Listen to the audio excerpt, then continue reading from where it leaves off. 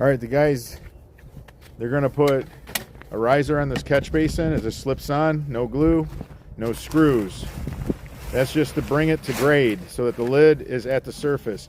You never know how deep your catch basins are gonna be. Now, what you see here, how Francisco overdug this, that basin is levitating. The pipe is holding it up. There's 3 inches between this catch basin and the fabric. So when Francisco pours the pea stone in, it's just gonna roll like marbles right under the catch basin. It's gonna fill that void under the catch basin. That's how you wanna do it. That's the correct way, because the biggest fear is that you lift the catch basin up to get pea stone under it. That's a no-no, because when you raise this line, this has a belly in it. Now everything's gonna get trapped in that belly, and that's where the line's gonna clog. So your line has to have nice slope, and you have to really be conscious of this when you're installing your catch basin. You just wanna pour the pea stone, let it roll under the catch basin, go ahead and add a little bit more to the sides, and then just tuck the fabric down like that. Now you can throw the dirt over it, and the dirt won't fill the voids of the pea stone.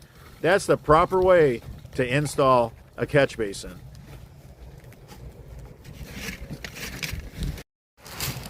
The same rules apply for the pop-up emitter.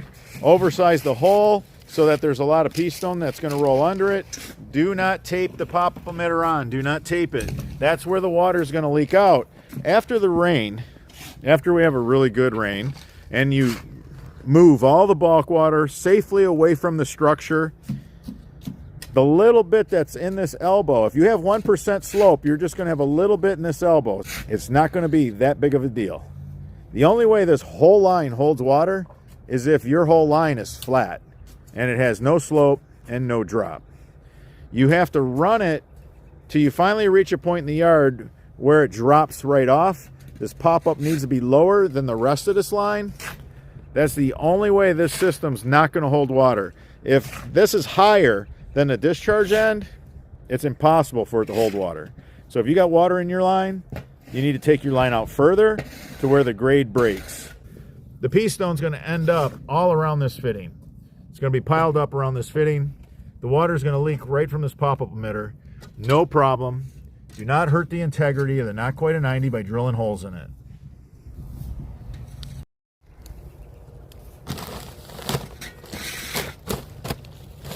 We build our pop-up emitter like in many dry wells. We install it and treat it no different than a dry well. You have the fabric to separate the subsurface soil from your stone because you don't want that to mix. If the subsurface soil mixes with the pea stone, it'll fill all the voids and it won't work. Just go ahead and fold the extra fabric over, cut that with a box knife, slip it over the fitting like that. That's it. Tuck it down, cover the stone so that you can start backfilling with dirt.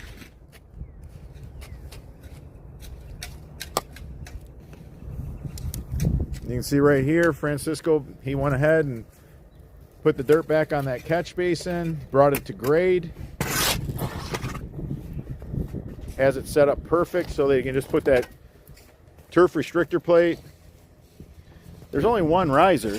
So if we're not that deep, I love the 4-inch. It's my favorite because it's the easiest to get in and out of. It's quick, it's fast, and I'm all about efficiency and convenience.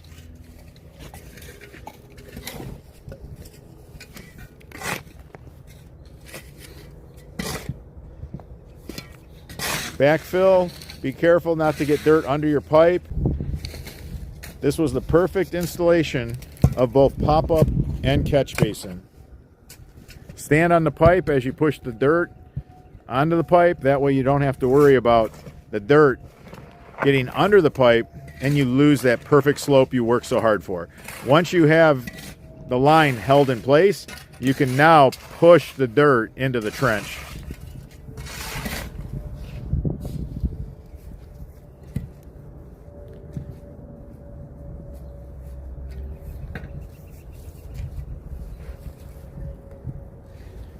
The guys have set so many catch basins and pop-ups, they know exactly what they're looking for. If this is your first time to do this, you might put the cover on and then realize that you need to build up the dirt a little more so that it's not hollow under the cover.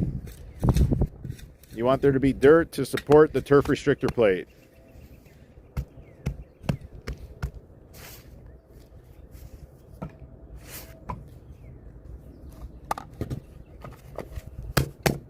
That's a perfect installation of a pop-up emitter with a turf restrictor plate.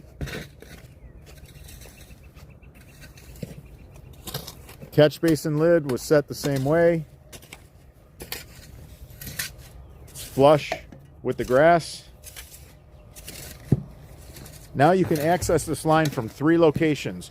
You have the leaf filter, which has 3 patents on it. Right here is a removable screen, so you can put a garden hose in there and just for peace of mind, if that's what you want. I like it for, you know, inspecting them with a camera. Pop that lid off, suck that out with a shop vac, done. Nothing more than that. And of course, it's super easy to get in the end over here because you take a screwdriver and you put it right there and pop that clip. This lid comes out. Now you can use it for whatever you need to use it for. Camera inspection, jetter. I don't anticipate anything to ever happen to this line, especially because we're maxing it out. It's a 2x3 downspout. We have 3 2x3 downspouts on one gutter run. We have a downspout here, and a downspout up here. This is normal. Big, long gutter run, very intimidating. But guess what? There's 3 downspouts taking care of that gutter run. Because the water seeks level in the gutter run, all 3 of these downspouts are always going to be handling their share of the water. They're 2x3s, so we can't overwhelm this 3-inch pipe. So that's what we did. Instead of putting a 4-inch pipe on it, on any of these downspouts, I don't like 4-inch pipe until I have 2 2x3 downspouts to tie together, because you're not pushing enough water through the 4-inch pipe to keep it clean. If you enjoyed this video, give us a thumbs up. It supports the channel. If you have any questions regarding this installation, leave them in the comments section. I'm your host, Robert Sherwood, and until the next video.